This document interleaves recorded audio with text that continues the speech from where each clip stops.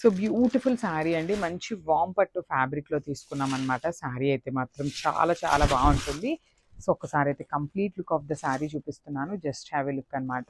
శారీ వచ్చేసి మంచి బ్రౌన్ కలర్‌కి పీచ్ కలర్ బార్డర్‌తో ఇచ్చారు. మనకి శారీ అంతా కూడా బుటీస్ లాగా కనిపిస్తుంది కదా! కానీ ఇదంతా కూడా హారిజాంటల్ లైన్ అండి.